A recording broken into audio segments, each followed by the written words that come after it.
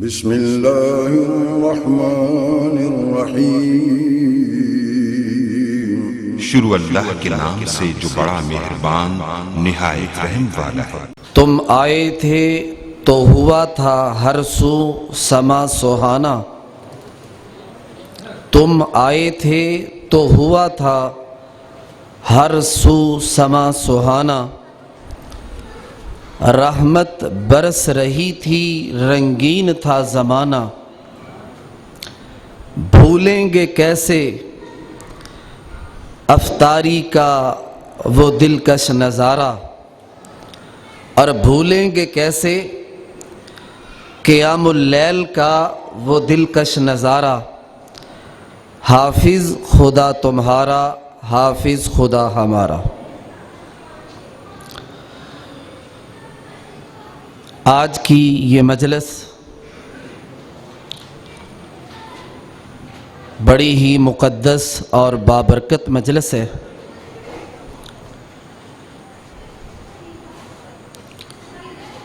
اس مجلس میں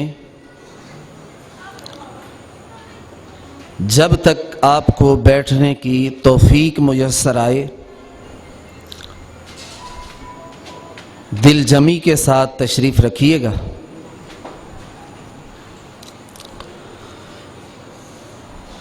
آج ہم چاہتے ہیں کہ کچھ روایتی انداز سے ہٹ کر کچھ سنجیدہ باتیں آپ کی سماعتوں کے حوالے کی جائیں، چونکہ رحمانیہ مسجد کا اسٹیج ہے، منڈی فیض آباد کی سرزمین ہے، تکمیل قرآن کا پروگرام ہے، تو ان تمام مواقعوں کو اور اس ساری صورتحال کو سامنے رکھتے ہوئے ہم چند سنجیدہ باتوں کی طرف توجہ مبذول کرانا چاہیں گے۔ رمضان المبارک بڑی تیزی کے ساتھ اپنے اختتام کی طرف گامزن ہے۔ ابھی کچھ دنوں کی بات ہے کہ ہم اس انتظار میں تھے کہ رمضان المبارک کا آغاز ہو اور ہم اللہ کی رحمتوں کو اور برکتوں کو سمیٹ سکیں، اور اب کیا ہے، آج 29ویں تاک رات ہے، 1 یا 2 دن رمضان المبارک کے باقی ہیں۔ ہمارے ہاں یہ محاورہ زبان زد عام ہے، علماء بھی بولتے ہیں اور عوام بھی بولتے ہیں کہ رمضان یہ مہمان ہے، اور آپ جانتے ہیں مہمان کی عزت افزائی، اس کا اکرام اور اس کی ضیافت، اس کا ہماری شریعت نے کہاں تک حکم دے رکھا ہے، اور جس خطے اور سرزمین میں ہم قیام پذیر ہیں، ہماری کچھ مشرقی روایات بھی ہیں جن کے ہم امین ہیں، اور مشرقی روایات یہ کہتی ہیں کہ گاؤں کے کسی ایک گھر کا مہمان پورے گاؤں کا مہمان ہوتا ہے۔ تو جب ہم نے رمضان کو مہمان مان لیا تو جس طرح ہم گاؤں میں کسی ایک محلے میں کسی ایک گھر میں آنے والے مہمان کا اکرام اپنے لیے ضروری سمجھتے ہیں، بالکل اسی طرح ہمیں رمضان کا اکرام بھی کرنا ہے۔ اب جائزہ لینا ہے کہ یہ مہمان ہمارے پاس آیا اور اب الوداع ہونا چاہتا ہے، انتہائی سنجیدگی کے ساتھ اور بڑی ہی محبت کے ساتھ ہمیں اس بات پہ غور کرنا ہے کہ رمضان ہمارے پاس لایا کیا تھا، ہم نے اس سے لیا کیا ہے، اور رمضان کے جانے کے بعد ہماری صورتحال، ہمارا طرز عمل اور ہمارا طریقہ کیا ہوگا۔ حضرات توجہ میری طرف کیجئے، رمضان اللہ کی طرف سے پورے ایک مہینے کی پریکٹیکلی جو مشق ہے، یہ صبح سے لے کر شام تک، سحری سے لے کر افطاری تک، یہ مکمل ایک پیریڈ ہے، ایک ٹائم فریم ہے جس میں ہم کھانے پینے سے اور اپنی خواہشات سے رکتے ہیں۔ یہ مشق ایک دو دن کی مشق نہیں ہے، پورے 30 دنوں کی مشق ہے، اور کائنات کا رب اس پریکٹس کے ذریعے اور اس مشق کے ذریعے ہمارے اندر تقوی پیدا کرنا چاہتا ہے۔ اسی لیے تو رمضان کی فرضیت کا ذکر کرنے کے باب میں فرما دیا، یا ایھا الذین آمنوا کتب علیکم الصیام کما کتب علی الذین من قبلکم لعلکم تتقون۔ اے اہل ایمان، ہم نے یہ رمضان المبارک کے اندر جو روزوں کو تمہارے اوپر فرض کیا ہے، یہ صرف فرضیت تمہارے لیے نہیں بلکہ تم سے پہلے لوگوں کے لیے بھی تھی، اور اس کا مقصد لعلکم تتقون، تاکہ تم متقی بن جاؤ، تمہارے اندر تقوی پیدا ہو جائے۔ تقوی کیا ہے؟ تقوی اس کا لفظی معنی بچاؤ ہے، اپنے آپ کو بچانا ہے۔ اسی لیے کائنات کے امام نے روزے کے متعلق فرما دیا، الصوم جنہ، کائنات کے لوگوں، یہ جو روزہ ہے یہ ایک ڈھال ہے، اور ڈھال کا کام کیا ہوتا ہے؟ میرا خیال ہے جب سے وہ ترکی سے آنے والا وہ ڈرامہ ہمیں دکھایا جا رہا ہے، ڈھال کی ہمیں بھول نہیں ہے۔ ڈھال کیا ہوتی ہے؟ مخالف کے وار کو روکنے کے لیے ڈھال کو استعمال کیا جاتا ہے۔ تو امام کائنات نے رمضان کے روزے کو جنہ کہا، ڈھال کہا، یعنی رمضان کا روزہ بچاؤ ہے اور ڈھال ہے، اور تقوی کا معنی بھی اپنے آپ کو بچانا ہے۔ تو پھر تقوی کا مطلب کیا ہوا کہ ہم نے کائنات کے رب کا حکم مان کے، جیسے سحری سے افطاری تک اپنے آپ کو کھانے پینے سے روکا ہے، اسی طرح کائنات کے رب کے حکم کو مان کر ہم نے اپنے آپ کو فضولیات سے بچانا ہے، خرافات سے بچانا ہے، چوری سے بچانا ہے، جھوٹ سے بچانا ہے، کم تولنے سے بچانا ہے، دودھ میں پانی ملانے سے بچانا ہے۔ یہ ساری چیزیں تقوی کے اندر داخل ہیں، اور رمضان کا روزہ ہمارے پاس تقوی لے کے آیا۔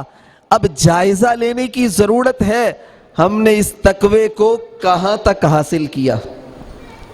ہم متقی بن گئے؟ رمضان کے روزے کا جو مقصد تھا ہم نے اس کو پا لیا؟ کیا ہم رمضان کے روزے کے ثمرات کو حاصل کر چکے؟ جائزہ لینے کی ضرورت ہے۔ حضرات اگر تو اس مقصد کو پا لیا ہے تو الحمدللہ کہیے، اور آج کی تاک رات میں تنہائی میں 2 نوافل بھی ادا کیجئے شکرانے کے طور پر۔ اور اگر نہیں پایا، ابھی رمضان کی چند ساتیں اور چند گھڑیاں باقی ہیں، تو آئیے اس تقوی کو حاصل کیجئے، کیونکہ یہ تقوی وہ زیور ہے جو جنت کا وارث بناتا ہے۔ یہ تقوی وہ زیور ہے جو برائی سے روکتا ہے۔ یہ تقوی وہ زیور ہے جو خرافات سے روکتا ہے، اور یہ تقوی وہ زیور ہے جو روزہ دار کو رب کائنات کی بارگاہ میں محبوب بنا دیتا ہے۔ اس لیے غور و فکر کرنے کی ضرورت ہے حضرات۔ جب یہ تقوی پیدا ہوتا ہے، پھر دنیا کائنات کی ڈگریوں کی ضرورت نہیں ہوتی، پھر دنیا کے علوم کی ضرورت نہیں رہتی۔ جب تقوی دل میں جاگزی ہوتا ہے، پھر وہ بدوی کیوں نہ ہو، بکریاں چرانے والا ہی کیوں نہ ہو، پھر اس کے دل میں تقوی بیٹھ جاتا ہے تو رب ذوالجلال کا ڈر ہر لہجے میں موجود رہتا ہے۔ آئیے مسند احمد سے میں اس عرابی اور دیہاتی کا وہ واقعہ اسی تقوی کے حوالے سے کوٹ کرنا چاہوں گا۔ حضرت عبداللہ بن عمر رضی اللہ تعالیٰ عنہ کے نام سے کون واقف نہیں ہے؟ سیدنا عبداللہ بن عمر رضی اللہ تعالیٰ عنہ خادم ساتھ ہے، دوپہر کا وقت ہے اور پارا جو ہے وہ 50 ڈگری کو چھو رہا ہے، عرب کا ریگستان ہے۔ آپ سفر کر رہے ہیں، اور سفر کے لیے آج ہماری طرح کی سہولتیں دستیاب نہیں ہے۔ ایئر کنڈیشن کا، اے سی کا انتظام نہیں ہے، پنکھوں کا سسٹم موجود نہیں ہے۔ سفر کیا ہے؟ پیدل ہے یا پھر اونٹوں اور سواریوں پہ سفر کیا جاتا ہے۔ اپنے خادم کے ہمراہ سفر کر رہے ہیں، دوپہر کی لو اور تپش ہے، اور وہ لوگ جنہوں نے عرب کے اندر عمرہ کی غرض سے یا حج کی غرض سے گئے ہیں، دیکھا ہے وہاں پہ بالکل خشک علاقہ ہے اور بالکل گرمی کا ایک سخت ترین ماحول ہے۔ اس ماحول کے اندر حضرت عبداللہ بن عمر اپنے خادم کو کہتے ہیں، بھائی دوپہر کا وقت ہے، کچھ دیر آرام کرتے ہیں، سواری کو بھی آرام کی ضرورت ہوگی۔ ایک درخت نظر آیا، اس کے سائے کے نیچے بیٹھ جاتے ہیں۔ اب دوپہر کا وقت ہے، کھانا جس کو ہمارے ہاں لنچ بولا جاتا ہے، خادم کو کہتے ہیں بھائی وہ لنچ لے کے آؤ نا، ذرا کھانا کھاتے ہیں۔ خادم کھانا لے کے آیا، قریب سے ایک بکریوں کا چرواہا، ایک بدو عرابی اور دیہاتی قسم کا انسان ہے، اور اس کے پاس بکریوں کا ایک ریوڑ ہے، یہ لے کر گزر رہا۔ حضرت عبداللہ بن عمر اپنے خادم کو کہتے ہیں بھائی نیکی حاصل کرنے کا موقع ہے، یہ بیچارہ دیہاتی پتہ نہیں اس نے کب سے کھانا کھایا ہوگا، اس کو کھانے کی دعوت دیتے ہیں، ہمارے کھانے کے اندر شریک ہوگا، کھانے کے اندر برکت بھی پڑ جائے گی اور ہمیں نیکیوں کا ایک حظ کثیر بھی مل جائے گا۔ سیدنا عبداللہ بن عمر کا خادم اس بکریوں کے چرواہے کو، اس بدوی دیہاتی کو دعوت پیش کرتا ہے، کہتا ہے اللہ کے بندے تعال، اللہ کے بندے آئیے ہمارے ساتھ کھانے میں شریک ہو جائیے۔ اب یہ بکریوں کا چرواہا، یہ جب پارا 50 سے بھی کہیں اوپر پہنچ چکا، گرمی کی شدت ہے، دوپہر کا وقت ہے، سورج جو ہے وہ سر کے اوپر موجود ہے، یہ آگے سے جواب دیتا ہے انا صائم، بھائی میں روزہ دار ہوں، میں نے روزہ رکھا ہوا ہے، میں روزہ دار ہوں۔ حضرت عبداللہ بن عمر نے جب اس کا جواب سنا بڑے متعجب ہوئے، تعجب ہوا، بکریوں کا چرواہا، بکریاں چرانے والا، دوپہر کی عرب کی گرمی اور اس گرمی کے اندر یہ کہتا ہے میں نے روزہ رکھا ہوا ہے۔ فرمانے لگے چلو دیکھتے ہیں، واقعتاً ہی روزے دار ہے، متقی ہے، یہ ایسے اوپر سے دکھلاوے کے لیے یہ بات کر رہا ہے۔ اپنے خادم کے ذریعے پیغام دیتے ہیں کہ بھائی ایسے کرو، ایک بکری ہمیں بیچ دو، ہم آپ کو سحری کے لیے، افطاری کے لیے اس کو ذبح کریں گے، گوشت بھی دیں گے۔ حضرت عبداللہ بن عمر کا خادم اس بکریوں کے چرواہے کو کہتا ہے کہ بھائی آپ ہمیں ایک بکری دے دیں، ہم اس کو ذبح کرتے ہیں، اس کا گوشت آپ کو بھی دیتے ہیں، اپنے گھر میں جائیے گا، اس سے افطاری کر لیجئے گا۔ یہ بکریوں کا چرواہا آگے سے جواب دیتا ہے، کہتا ہے بات یہ ہے، یہ بکریاں میری نہیں ہیں، میں ان بکریوں کے اوپر امین ضرور ہوں، ان کو امانت کے طور پر مجھے سونپا گیا ہے، میں ان کو چرا رہا ہوں، لیکن یہ بکریاں تو میرے مالک کی ہیں۔ حضرت عبداللہ بن عمر کا خادم کہتا ہے بھائی کیا ہوا، بکریاں مالک کی ہیں، بکری ہمیں دے دو، مالک کون سا دیکھ رہا ہے؟ اپنے مالک کو کہنا ایک بکری کو بھیڑیا لے گیا۔ بھیڑیے اکثر بکریاں لے جاتے ہیں چرواہوں سے، یہ بکریاں جو ہے اٹھا کے لے جاتے ہیں، تو اپنے مالک کو یہ کہہ دینا یہ کون سی بڑی بات ہے۔ اب یہ بکریوں کا چرواہا، اس کے جواب پہ غور کیجئے منڈی فیض آباد کے دوستوں اور بھائیوں، اس کا جواب دل تھام کے سنیے اور پھر اپنے رویوں پہ بھی غور کیجئے۔ یہ بھی روزہ دار ہے، کہتا ہے وہ ٹھیک ہے میرا مالک نہیں دیکھ رہا، لیکن این اللہ، رب کہاں ہے، کائنات کا مالک کہاں ہے؟ میرا مالک جو انسان ہے وہ تو نہیں دیکھتا، لیکن کائنات کے رب کی نظر سے تو میں چھپ نہیں سکتا، وہ میرا رب تو دیکھ رہا ہے اور ہر لمحے دیکھتا ہے، ہر لحظے دیکھتا ہے۔ کہتے ہیں میں اپنے مالک سے تو چھپ سکتا ہوں، کائنات کے رب سے نہیں چھپ سکتا۔ اب اس کے جملے نے عبداللہ بن عمر رضی اللہ تعالی عنہما کے دل پہ ایسا اثر چھوڑا، بار بار یہ جملہ بولتے تھے، قال الرائی این اللہ، قال الرائی این اللہ۔ بکریوں کا چرواہا یہ جانتا ہے کہ رب مجھے دیکھ رہا ہے۔ آج پاکستان کا مسلمان ہے، عالم اسلام کا مسلمان ہے، روزہ بھی رکھتا ہے اور ڈنڈی بھی مارتا ہے، روزہ بھی رکھتا ہے اور کم تولتا بھی ہے، روزہ بھی رکھتا ہے اور دوسروں کے حقوق بھی غصب کرتا ہے۔ میرے بھائی تیرے روزے کے اندر تقوی کہاں ہے؟ یہ تقوی جب پیدا ہوتا ہے تو پھر بکریوں کا چرواہا بھی رب کے ڈر کو ذہن میں بٹھا کے، کائنات کے رب کے ڈر کو سامنے رکھتے ہوئے، اللہ کے ڈر کو ذہن میں بٹھاتے ہوئے اپنا کام کرتا نظر آتا ہے۔ حضرات دیکھیے ہمارے اندر یہ تقوی موجود ہے کہ نہیں؟ اس سے پہلے ہم نے کئی رمضان گزارے، کسی نے 30 رمضان دیکھے، کسی نے 40 دیکھے، کسی نے 50 دیکھے۔ حضرات الحمدللہ یہ نیکیوں کا سیزن ہے، اللہ جتنے رمضان عطا کرے اتنی بہاریں ہیں، لیکن کیا رمضان کے اندر تقوی کو ہم نے پا لیا؟ کیا تقوی کے حصول ہو چکا؟ کیا کائنات کے رب کا ڈر جس طرح روزہ رکھ کے رب کے حکم پر سحری سے لے کر افطاری تک تو کھانا پینا چھوڑ دیتا ہے، کیا اسی رب کے حکم کو مان کر تو نے سود کو چھوڑا ہے؟ کیا اسی رب کے حکم کو مان کر تو نے کم تولنا چھوڑا ہے؟ کیا اسی رب کے حکم کو مان کر تو نے دوسروں کے ساتھ فراڈ کرنا چھوڑا ہے؟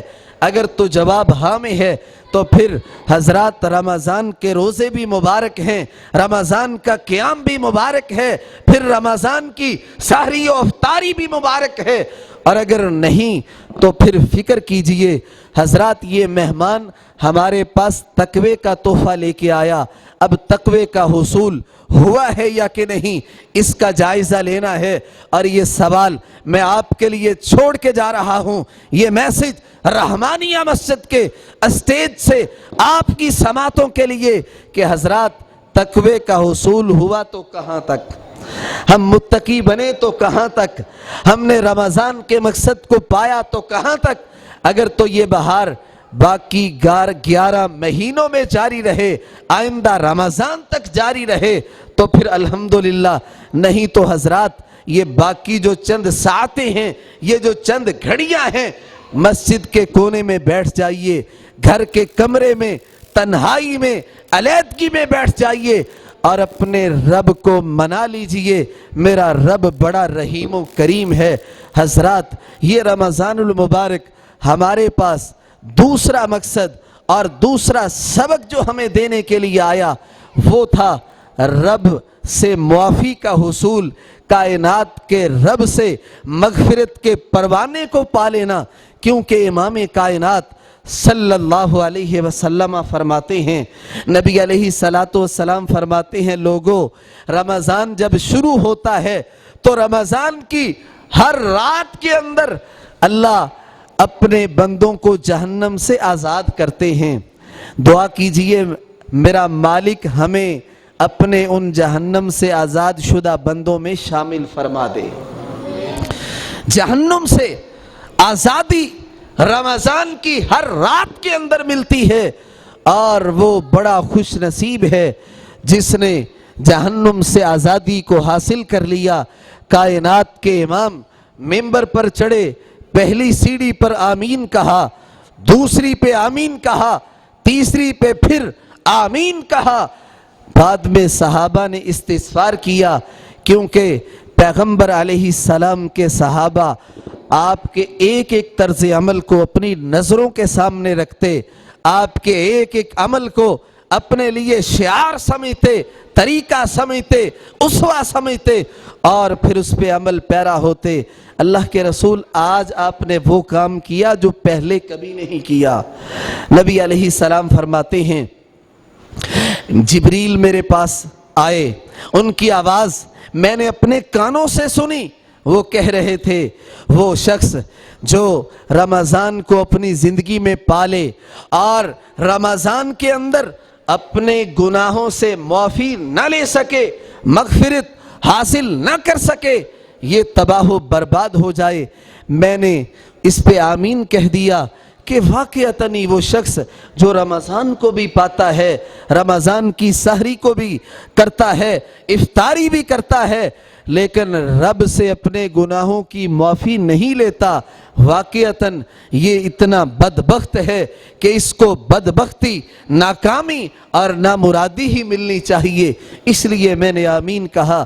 حضرات، کیا ہم نے رمضان میں یہ معافی کا پروانہ پا لیا؟ کیا ہم نے جہنم سے آزادی کا پروانہ حاصل کر لیا؟ حضرات، کہ یہ کیسے پتا چلے گا ہم نے جہنم سے آزادی کو حاصل کر لیا، ہم نے رب سے مغفرت کا حصول کر لیا؟ حضرات، بالکل آسان طریقہ ہے، تیرے دل میں وہ کچھ موجود ہے جو تیری زبان پہ بھی نہیں آتا، اور کوئی قاضی، کوئی جج تیرے سامنے انصاف کرے نہ کرے، تیرے اندر کا جج جو ہے، ضمیر جو ہے، وہ تیرے سامنے انصاف کر کے یہ بات اور یہ فیصلہ سامنے رکھتا ہے کہ حاجی صاحب، نمازی صاحب اور روزے دار صاحب، آپ نے واقعتاً مغفرت کو حاصل کیا ہے کہ نہیں؟ تیرا دل یہ گواہی دے، تیرے دل سے یہ آواز اٹھے۔ حضرات، تیرے دل کے اندر یہ پیغام، یہ درد پیدا ہو کہ کائنات کا رب عرش بری پر بیٹھ کر تیری مغفرت کا پروانہ جاری کر دے۔ یہ رمضان ہمارے پاس لے کے آیا تھا۔ حضرات، جس کو مغفرت مل جائے، دنیا کے اندر کھانے کو کم ہی صحیح، دنیا کے اندر پہننے کو بوسیدہ ہی صحیح، دنیا کے اندر رہنے کو ٹوٹا پھوٹا مکان ہی صحیح، لیکن یہ بندہ کامیاب ہے، کیونکہ کائنات کے رب نے کہہ دیا فَمَنْ زُحْزِحَ عَنِ النَّارِ وَأُدْخِلَ الْجَنَّةَ فَقَدْ فَازَ۔ لوگوں، جس نے مغفرت کو حاصل کر لیا اور اس کے نتیجے میں جنت میں داخل کر دیا گیا، جہنم سے دور کر دیا گیا، یہ کامیاب ہے۔ اگر تو ہم نے اس چیز کو حاصل کر لیا ہے تو الحمدللہ، نہیں تو حضرات یہ کچھ گھڑیاں باقی ہیں، اور میں نصیحت کروں گا۔ سب سے پہلے اوسی بنفسی، میں اپنے آپ کو نصیحت کرتا ہوں، ثم اوسی باخوانی، پھر میں اپنے بھائیوں کو نصیحت کرتا ہوں۔ میرے بھائیوں، اگر ہم نے رمضان میں اب تک اپنے مالک سے کال نہیں ملائی جس کا تقاضا تھا معافی کے حصول کے لیے، تو پھر ابھی وقت نہیں گیا۔ رسول اللہ صلی اللہ علیہ وسلم فرماتے ہیں جو شخص وضو کرے اور اچھے طریقے سے وضو کرے، دل لگا کے وضو کرے۔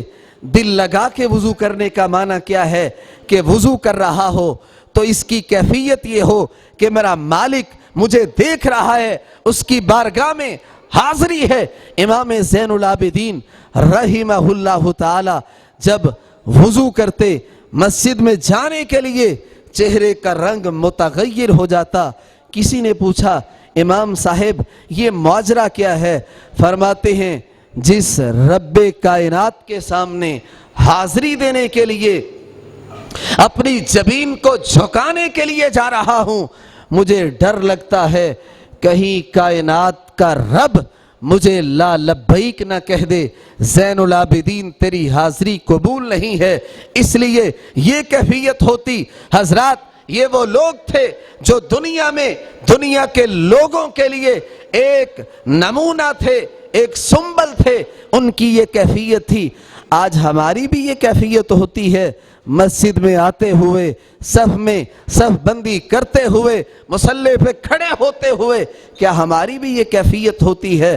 حضرات یہ مغفرت، یہ رحمت، یہ بخشش، یہ رب کی جنت کا حصول اگر تو ہم نے پا لیا ہے تو الحمدللہ رمضان کی بہاریں بھی مبارک ہیں، رمضان کی سحریاں بھی مبارک ہیں، رمضان کی افطاریاں بھی مبارک ہیں، رمضان کا قیام بھی مبارک ہے۔ اور اگر نہیں پایا تو میرے بھائی فکر کیجئے، امام کائنات فرماتے ہیں جو شخص دل لگا کے وضو کرتا ہے پھر 2 رکعتیں پڑھتا ہے، 2 رکعتیں، اور ان 2 رکعتوں میں اپنے دل کو کائنات کے رب کی طرف متوجہ کرتا ہے، چہرہ قبلہ رخ ہے، رب کی طرف توجہ ہے۔ دنیا کے معاملات، دنیا کا بزنس، دنیا کا کاروبار، دنیا کا لین دین، دنیا کی رشتہ داری کے معاملات اور دنیا کے سارے آنے جانے کے معاملات یہ پیچھے رکھ کے پوری توجہ کامل یکسوئی رب کائنات کی طرف کرتا ہے۔ امام کائنات فرماتے ہیں اللہ اس بندے کے لیے جنت کو واجب کر دیتے ہیں۔ حضرات اگر اب تک یہ موقع نہیں آیا، ابھی تک یہ کیفیت پیدا نہیں ہوئی، ابھی وقت باقی ہے۔ پنجابی میں کہتے ہیں سویر دا بھلیا شام نو واپس آ جاتے انہوں بھلیا، صبح کا بھولا شام کو واپس آ جائے اس کو بھولا نہیں کہتے۔ میرے بھائی 28 روزے گزر چکے، آج 29ویں تاک رات ہے، شاید یہ لیلۃ القدر بھی ہو تو کائنات کے رب سے تنہائی کے اندر 2 رکعتیں کامل یکسوئی کے ساتھ پڑھنا تیرا کام ہے، تیرے گناہوں کو بخش کے جنت کا پروانہ دینا رب کائنات کا کام ہے۔ اس لیے آئیے یہ کیفیت پیدا کیجئے۔ حضرات گرامی رمضان المبارک ہمارے پاس تیسرا سبق اور درس یہ لے کے آیا تھا، ہمیں مشق یہ کروائی جا رہی تھی کہ ہم فضولیات سے، لغویات سے، فحش گوئی سے اپنے آپ کو بچائیں۔ امام کائنات صلی اللہ علیہ وسلم کیا فرماتے ہیں؟ جو شخص روزہ رکھ لیتا ہے اور روزہ رکھنے کے بعد اس کی کیفیت یہ ہوتی ہے کہ کوئی شخص اس سے لڑنا چاہے تو آگے سے جواب میں کہے انی صائم، بھائی میں روزہ دار ہوں، میں نے روزہ رکھا ہے۔ اور روزہ کھانے اور پینے سے نہ صرف رکنے کا نام ہے بلکہ اپنی زبان کو روک لینے کا نام ہے، اپنی آنکھوں کو کسی غیر محرم کو دیکھنے سے روکنے کا نام ہے، اپنے کانوں کو گانوں سے، میوزک موسیقی سے روک لینے کا نام ہے۔ میرے بھائی میں نے روزہ رکھا ہے اور روزے کا تقاضا ہے میں لڑائی جھگڑے سے بچ جاؤں، روزے کا تقاضا ہے میں اپنے آپ کو کائنات کے رب کا فرما بردار بندہ بنا کے پیش کروں۔ اس لیے میں تجھ سے لڑائی کیسے کر سکتا ہوں۔ حضرات یہ مشق، یہ پریکٹس ہمیں کروائی گئی، پورا مہینہ ہم اس مشق کو کرتے رہے۔ اگر ہم نے اس مہینے کی مشق کے بعد بھی کچھ حاصل نہیں کیا تو پھر امام کائنات کیا فرماتے ہیں؟ من لم یدع قول الزور والعمل به فلیس للہ حاجہ ان یدع طعامہ وشرابہ۔ جو بندہ رمضان کا روزہ تو رکھتا ہے لیکن روزہ رکھنے کے باوجود جھوٹ سے، چغلی سے، غیبت سے اور اسی طرح دوغلی پالیسی اختیار کرنے سے اس کے پاس کچھ ادھر کچھ کہا ادھر کچھ کہا اور اپنے آپ کو بڑا فنکار سمجھتا ہے کہ میں نے تو اس کو بھی باتوں میں لگا لیا، میں نے اس کو بھی باتوں میں لگا لیا۔ میرے بھائی یہ تیرا عمل کہیں ایسا نہ ہو۔ امام کائنات فرماتے ہیں جو شخص روزہ تو رکھتا ہے لیکن زور کو نہیں چھوڑتا، زور میں جھوٹ بولنا آئے گا، زور میں جھوٹ سننا آئے گا، زور میں جھوٹ لکھنا آئے گا۔ حضرات جو جھوٹ بولنا نہیں چھوڑتا، جھوٹ لکھنا نہیں چھوڑتا، جھوٹ سننا نہیں چھوڑتا، اللہ کے رسول فرماتے ہیں فَلَيْسَ لِلَّهِ حَاجَةٌ أَن يَدَعَ طَعَامَهُ وَشَرَابَهُ۔ کائنات کے رب کو اس کے بھوکا اور پیاسا رہنے کی ضرورت ہی نہیں ہے۔ اس کا بھوکا اور پیاسا رہنا اس کے لیے سود مند نہیں ہے۔ اسی لیے تو امام کائنات صلی اللہ علیہ وسلم فرماتے ہیں لوگوں کتنے روزہ دار ایسے ہیں کہ ان کا روزہ سوائے بھوک اور پیاس کے ان کو کچھ نہیں دیتا۔ میرے بھائی فکر کر، غور کر، اگر رمضان کے روزے کے ذریعے تو نے اس مقصد کو حاصل نہیں کیا، اس پریکٹس، اس مشق کے ساتھ بھی تو نے اپنے آپ کو خرافات سے نہیں روکا، جھوٹ سے نہیں روکا، چغلی سے نہیں روکا، تو پھر کہیں تیرا روزہ تیری بھوک اور پیاس کا باعث ہی نہ بنے، کہیں تیرا روزہ صرف بھوکا پیاسا رہنے کا نام ہی نہ ہو۔ اس لیے غور کر، فکر کر۔ حضرات گرامی، رمضان المبارک ہمیں چوتھا جو درس اور سبق دینے کے لیے آیا وہ وہی سبق ہے جو ابھی مصلی پہ ہمارے قاری صاحبان نے دیا۔ وہ سبق کیا تھا کہ ہم نے قرآن کے ساتھ جڑنا ہے۔ ہم نے قرآن کے ساتھ کیا کرنا ہے؟ جڑنا ہے۔ اور قرآن کے ساتھ جڑنے کا مطلب رمضان جو نزول قرآن کا مہینہ ہے، اس میں ہم پورا مہینہ کم از کم ایک بار قرآن سنتے ہیں یا پڑھتے ہیں۔ کوئی مسلمان بھی جس کے دل میں ایمان ہے، جس کو قرآن سے محبت ہے، ایسا نہیں ہوگا جس نے رمضان میں ایک بار مکمل قرآن کو سنا نہ ہو یا پڑھا نہ ہو۔ شاید اب جدید دور ہے، کوئی ایسی صورتحال ہو کہ ہم فلموں میں، ڈراموں میں اور اس طرح کے پروگراموں میں مصروف رہیں اور قرآن پاک کے لیے ہم ٹائم ہی نہ نکال پائیں۔ اس کائنات کی سب سے مقدس ہستی محمد الرسول اللہ صلی اللہ علیہ وسلم کی کیفیت یہ تھی، آپ ہر سال رمضان میں جبریل امین کے ساتھ قرآن کا دور کرتے، اور یہ ہمارے قرائے کرام جانتے ہیں دور کیا ہوتا ہے۔ قرآن کو سنا بھی جائے اور قرآن کو سنایا بھی جائے، اور جب آپ کی زندگی کا آخری رمضان تھا آپ نے 2 مرتبہ یہ دور کیا ہے۔ میرے بھائی تو نہیں جانتا، میں نہیں جانتا، شاید یہ رمضان ہماری زندگی کا آخری رمضان ہو، آئندہ رمضان آنے سے پہلے پہلے اجل مسمى پہ لبیک کہہ دیں۔ کتنے نوجوان ایسے ہیں، یہ ہمارے بھائی علی عثمان رحمہ اللہ تعالی ابھی کچھ دن پہلے بالکل ٹھیک ٹھاک تھے، صحت مند تھے، جوانی تھی، معاملات تھے، گھر بار کی ساری صورتحال تھی، لیکن اجل مسمى پہ لبیک کہنا پڑا۔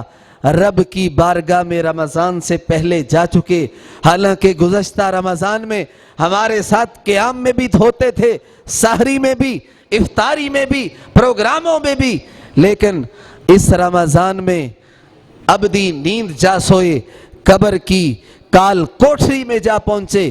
میرے بھائی، میں بھی نہیں جانتا، آپ بھی نہیں جانتے آئندہ رمضان سے پہلے ہم کہاں ہوں گے، اس لیے فکر کر، قرآن اور رمضان کے اس تعلق کو، اس وابستگی کو تو اپنے اوپر بھی نافذ کر۔ جیسے رمضان کے 30 روزے رکھے ہیں، ایسے قرآن کے 30 پاروں کو بھی پڑھ، قرآن کی تلاوت کو بھی اپنے اوپر لازم کر لے، کیونکہ قرآن اور رمضان کا گہرا تعلق ہے۔ امام کائنات صلی اللہ علیہ وسلم فرماتے ہیں قیامت کا دن ہوگا جب کوئی سفارشی بننے کے لیے تیار نہیں ہوگا، اس وقت کیا ہوگا؟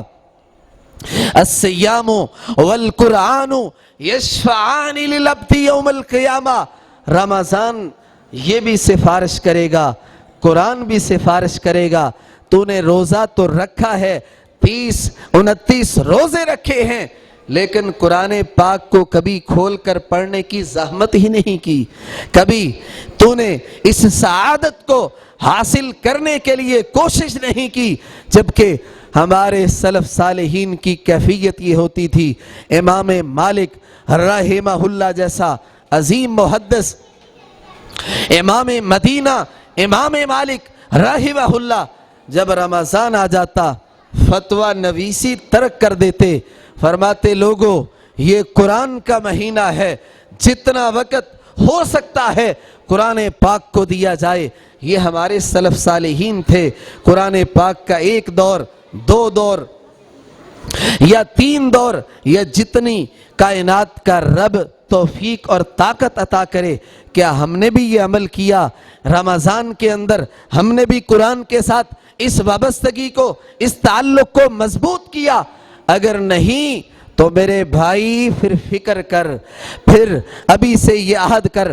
اور میں اس موقع پہ آپ سے آخر میں یہ عہد بھی لینا چاہتا ہوں، ابھی اس تاک رات میں اللہ کے اس گھر میں بیٹھ کر یہ عزم کیجئے کہ اگر باقی رمضان کے ایام گزر گئے لیکن ابھی ہماری زندگی کے ایام شاید باقی ہیں، ہم قرآن پاک کو پڑھیں گے اور اس کے ساتھ ساتھ ترجمے کے ساتھ پڑھیں گے۔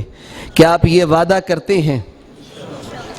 اللہ کی قسم، جو آدمی قرآن پاک کو ترجمے کے ساتھ پڑھ لیتا ہے گمراہیوں سے اور اسی طرح بہت ساری فتنہ انگیزیوں سے محفوظ رہتا ہے۔ کوئی مترجم قرآن لیجئے، 1 رکوع پڑھنے کا عزم کیجئے، کائنات کے رب کے ساتھ یہ وعدہ کیجئے، آپ دیکھیے زندگی میں پھر تبدیلی کیسے آتی ہے۔ ہم قرآن پاک پورا مہینہ سنتے ہیں لیکن تبدیلی نہیں آتی، جبکہ یہ تو وہ کتاب ہے جس کے بارے میں کائنات کا رب کہتا ہے لو انزلنا ھذا القرآن علی جبل، اگر قرآن کریم کو ہم پہاڑوں پہ نازل کر دیتے پہاڑ بھی ریزہ ریزہ ہو جاتے، لیکن مرد نرم و نازاں پہ کلام بے اثر کیوں ہوئی؟ اس لیے ہم عجمی ہیں، قرآن عربی میں ہے، اِنَّا أَنزَلْنَاهُ قُرْآنًا عَرَبِيًّا۔ اب قرآن پاک کو سمجھنے کے لیے ٹرانسلیشن کی ضرورت ہے، ترجمے کی ضرورت ہے۔ آئیے قرآن پاک کو ترجمے کے ساتھ پڑھنے کا عزم کیجئے۔ اگر ہمارے پاس ہمارے کسی دوست کا میسیج آتا ہے موبائل میں انگلش کے اندر لکھا ہوا، ہمیں سمجھ نہیں آتی، ہم اپنے کسی دوست کے پاس جاتے ہیں کہ بھائی یہ میرے دوست نے مجھے میسیج لکھا ہے انگلش کے اندر، میں انگلش پڑھ نہیں سکتا، مجھے پڑھ کے بتائیے دوست کا میسیج کیا کہتا ہے۔ جب تو اپنے دوست کے میسیج کو سمجھنے کے لیے اتنی پین لیتا ہے، اتنی درد محسوس کرتا ہے، تو یہ میسیج تو کائنات کے رب کی طرف سے ہے، اس کو سمجھنے کی فکر کیوں نہیں کرتا؟ حضرات، مسجدوں میں ترجمہ قرآن کی کلاسیں ان میں بیٹھیے اور رب کی اس کتاب کو سمجھیے۔ یہ رمضان قرآن پاک کے ساتھ ہمیں جوڑنے کے لیے آیا۔ اب رمضان گزرنے کے بعد قرآن پاک کے ساتھ ہمارا تعلق کمزور نہیں ہونا چاہیے، بلکہ اس کو مضبوط ہونا چاہیے۔ اور حضرات، یہ رمضان پانچویں اور آخری چیز جو ہمارے پاس لے کے آیا وہ ہے قیام اللیل۔ ابھی ہم نے قیام کیا رمضان کے اندر، شروع رات میں عشاء کے بعد ہم دیکھتے ہیں مساجد میں کہیں 1 پارہ، کہیں آدھا پارہ قیام ہوتا ہے، کہیں سوا پارہ قیام چلتا ہے، اور ہمارے مسلمان نمازی بھائی وہ قیام کرتے ہیں۔ حضرات، یہ قیام اللہ کے انبیاء کی صفت ہے، اور یہ قیام جو ہے رب کے بندوں کا وطیرہ ہے۔ رب کے بندے اولیاء الرحمن راتوں کو قیام کرنے والے ہیں۔ رب کہتا ہے وَعِبَادُ الرَّحْمَنِ الَّذِينَ يَمْشُونَ عَلَى الْأَرْضِ هَوْنًا وَإِذَا خَاطَبَهُمُ الْجَاهِلُونَ قَالُوا سَلَامًا۔ آگے کیا ہے؟ وَالَّذِينَ يَبِيتُونَ لِرَبِّهِمْ سُجَّدًا وَقِيَامًا۔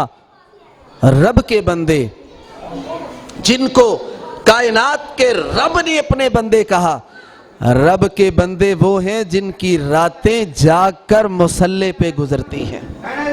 رب کے بندوں کی راتیں نائٹ کلبوں میں نہیں گزرتی، رب کے بندوں کی راتیں فضولیات میں نہیں گزرتی، بلکہ رب کے سامنے قیام میں گزرتی ہیں۔ میرے بھائیو، روٹین بن چکی، زمین ہموار ہو چکی، بیج ڈالا جا چکا یہ قیام کا۔ اب پورا سال اس قیام کو اختیار کیجئے۔ تہجد کے وقت اٹھئے۔ رب کہتا ہے وَكَانُوا قَلِيلًا مِّنَ اللَّيْلِ مَا يَهْجَعُونَ۔ رب کے جو بندے ہیں وہ راتوں کو خراٹے لیتے ہوئے بستر پہ راتیں نہیں گزارتے، رات کو کم سوتے ہیں۔ رب کے بندے جاگتے ہیں۔ رمضان نے ہمیں قیام اللیل سے متعارف کروا دیا۔ رمضان نے ہمیں رات کے نوافل سے متعارف کروا دیا۔ اب اس تیاری کو، اس گراؤنڈ کو اور اس رمضان کے ماحول کو پورا سال جاری کرنے کا عزم کیجئے۔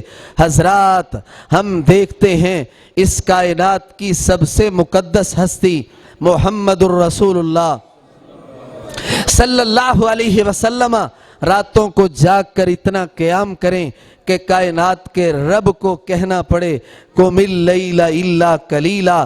اے میرے پیغمبر، راتوں کو اتنا نہ جاگا کرو کہ آپ کے پاؤں پہ ورم آ جائے، سوزش آ جائے، سویلنگ پیدا ہو جائے، بلکہ آپ رات کو آدھی رات یا اس سے بھی کم جاگا کریں۔ کائنات کے پیغمبر تو رات کو جاگیں، امتی سویا رہے، نبی تو رات کو جاگ کے قیام کریں، امتی سویا رہے۔ مجھے بتا، تو نبی کے طریقے سے محبت کرنے والا کیسا امتی ہے؟ تو نبی کا کیسا امتی ہے؟ تیرا نبی تو 5 کی بجائے 6 نمازیں پڑھے، تو ایک نماز پڑھنے کے لیے بھی مسجد میں نہ آئے، پھر بھی تیرا دعویٰ تو اہل حدیث ہے، پھر بھی تیرا دعویٰ تو نبی کا عاشق ہے، پھر بھی تیرا دعویٰ تو نبی سے محبت کرنے والا ہے۔ حضرات، یا اپنے دعوے پہ غور کر لے یا اپنے طرز عمل کو تبدیل کر لے۔ حضرات محترم، حدیث میں آیا انما الاعمال بالخواتیم، اعمال کا دار و مدار خاتمے پہ ہے۔ اگر رمضان میں ہم نے ان ساری چیزوں پہ توجہ نہیں دی، اب خاتمے کے اندر بھی اگر آپ ان چیزوں پہ توجہ دیں گے، کائنات کے رب کی رحمتوں کے حقدار ہوں گے، رحمتیں حاصل ہوں گی۔ اس لیے آئیے، آج کا میسج آپ کے نام، آج کا پیغام آپ کے نام، آپ کے لیے اور میری بہنوں کے لیے آج کا یہ پیغام ہے کہ ہمیں رمضان سے تقوی کو 11 مہینوں کے لیے لینا ہے، رمضان سے مغفرت کے حصول کو 11 مہینوں کے لیے لینا ہے، رمضان سے ہم نے اس قرآن کے تعلق کو 11 مہینوں کے لیے جاری رکھنا ہے، اور رمضان سے قیام اللیل کی اس روٹین کو، اس ماحول کو ہم نے پورے 11 مہینوں کے لیے جاری رکھنا ہے، کیونکہ جس رب نے رمضان میں قیام کا حکم دیا اور جس پیغمبر نے رمضان میں قیام اللیل کے اوپر یہ نوید سنا دی، من قام رمضان ایمانا واحتسابا غفر لہ ما تقدم من ذنبہ، جو رمضان میں ایمان کے ساتھ اور احتساب کے ساتھ، اخلاص کے ساتھ قیام کرتا ہے، کائنات کا رب اس کے گناہوں کو معاف فرما دیتا ہے۔ تو جس پیغمبر نے، جس امام نے ہمیں رمضان میں یہ ترغیب دی، اسی امام اور پیغمبر کا طرز عمل سال کے باقی 11 مہینوں میں یہی تھا کہ رب کو کہنا پڑا، خدا آکھے نہ جاگ اتنا، عبادت اے ہو جئی ہوئے۔ اس واسطے میرے بھائیوں، دوستوں، منڈی فیض آباد کے مسلمانوں، یہ پیغام آپ کے لیے چھوڑ کر جا رہا ہوں۔ ہم نے رمضان سے یہ اسباق، رمضان سے یہ بہاریں حاصل کی ہیں، اب ان کو پورا سال جاری رکھنا یہ ہماری ذمہ داری ہے، کیونکہ جو رمضان کا رب ہے وہی شوال کا رب ہے، جو رمضان کا رب ہے وہی محرم، ذوالقعدہ، ذوالحجہ کا رب ہے۔ اس لیے جس رب نے رمضان میں کہا اعبدوا، عبادت کرو، اسی رب نے باقی مہینوں کے اندر بھی عبادت کرنے کا کہا اور فرما دیا وَاعْبُدْ رَبَّكَ حَتَّى يَأْتِيَكَ الْيَقِينَ، رب کی عبادت کرو یہاں تک کہ یقین آ جائے۔ اب یہ یقین کیا ہے؟ ہمارے ہاں کئی ملنگ، کئی صوفی، مست ملنگ، ان سے ہم کہتے ہیں بھائی نماز نہیں پڑھتے، روزہ نہیں رکھتے، آگے سے جواب ملتا ہے کہ جناب آپ نے قرآن نہیں پڑھا ہوا، قرآن کہتا ہے رب کی عبادت یقین تک ہے۔ وہ ہمیں یقین ہو چکا، ہم یقین کی منزل کو پا چکے۔ اللہ کی قسم یہ سراسر بکواس ہے اور یہ صوفی کی، یہ ملنگ کی تفسیر ہے۔ آئیے اٹھائیے کتاب التفسیر صحیح بخاری، یقین کی تفسیر امام کائنات نے موت کے ساتھ کی ہے، گویا کہ رب کی عبادت تا دم واپسی ہے۔ رب کی عبادت جب تک جسم میں سانس ہے، جب تک آس ہے، رب کی عبادت ہے۔ اس لیے میرے بھائی یہ عبادت کا ماحول، یہ پیریڈ، یہ مشق، یہ سلسلہ، یہ پورا سال جاری رہنا چاہیے۔ میری اللہ سے دعا ہے کہ اللہ مالک الملک ہمیں اس سلسلے کو پورے سال کے لیے اپنی زندگیوں میں نافذ کرنے کی توفیق دے، رمضان کو ہمارے دلوں کی بہار بنا دے، قرآن کو ہمارے دلوں کی بہار بنا دے، اور اس کی برکت سے اللہ ہماری تمام مشکلات کو، پریشانیوں کو حل فرما دے۔